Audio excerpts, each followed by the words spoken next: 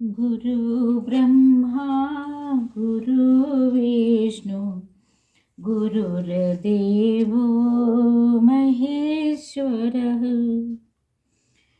गुरु साक्षात् परब्रह्म तस्मै श्री गुरवे नमः। तस्मै श्री गुरवे नमः। सरस्वती ने स्वर दिया, गुरु ने दीनो ज्ञान। मात पिता ने जन्म दिया, कर्म लिखे भगवान। कर्म लिखे भगवान। मेरे चैनल में आपका स्वागत और अभिनंदन है। आप अष्टावक्र महागीता का विराट आख्यान नामक प्रकरण सुन रहे हैं, मेरी आवाज में सुन रहे हैं। एकाग्रता निरोधी वा मूढ़ैर अभ्यस्यते भृशं धीराः कृत्यं न पश्यन्ति सुप्तवत्स व पदे स्थिताः। अज्ञानी व्यक्ति ही प्रयासरत होता है, वह एकाग्रता और विक्षेपों का अभ्यासी होता है।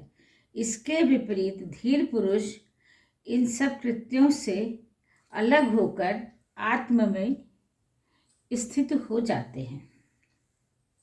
सरल विवेचना। संसार में लिप्त अज्ञानी ही प्रयासों को महत्व देते हैं। कुछ प्राप्त करना हो या छोड़ना हो, उसे सब में प्रयास करना ही पड़ता है। इसके लिए वह अभ्यास भी करता है, योजनाएं भी बनाता है, परंतु इससे कोई लाभ नहीं होता। वह अंतहीन अतृप्ति का शिकार होता है।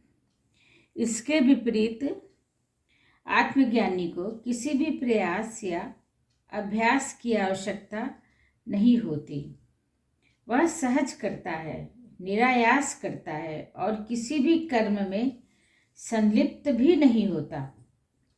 वह चित्त के विकारों से मुक्त रखकर आत्म में स्थित होता है और सर्वदा सुखी होता है। अप्रयत्नात् प्रयत्नाद् वा मूढ़ो नाप्नोति निवृत्तिम् तत्त्वनिश्चया मात्रेण प्राज्ञो भवति निवृत्तः। अज्ञानी कभी भी प्रयत्नों या अप्रयत्नों से विमुख नहीं होता, न इनसे उसे कभी निवृत्ति मिलती है।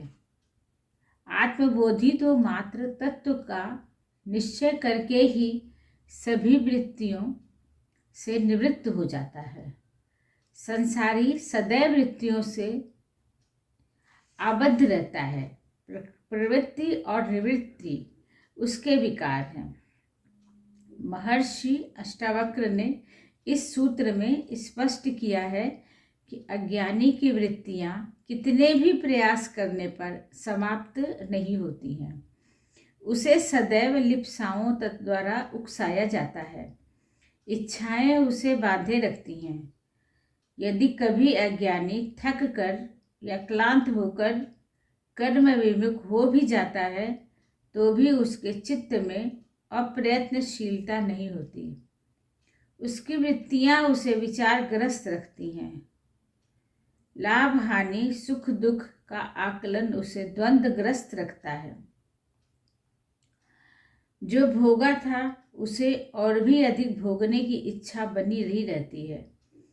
किसी भी प्रकार का चिंतन मनन उसे शांति नहीं देता, पर आत्मबोधि केवल सत्य का निश्चय मात्र करके ही समस्त वृत्तियों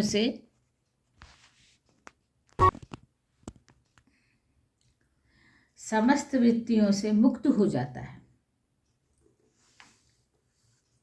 अब सौंप दिया इस जीवन का सब भार तुम्हारे हाथों में। अब सौंप दिया इस जीवन का सब भार तुम्हारे हाथों में। हर जीत तुम्हारे हाथों में और हार तुम्हारे हाथों में। मेरा निश्चय बस एक यही, एक बार तुम्हें पा जाऊं, अर्पण कर दूं दुनिया भर का सब भार तुम्हारे हाथों में। अब सौंप दिया इस जीवन का सब भार तुम्हारे हाथों में। इसी के साथ ही आप सबको मैं प्रणाम करती हूँ, नमस्कार करती हूँ।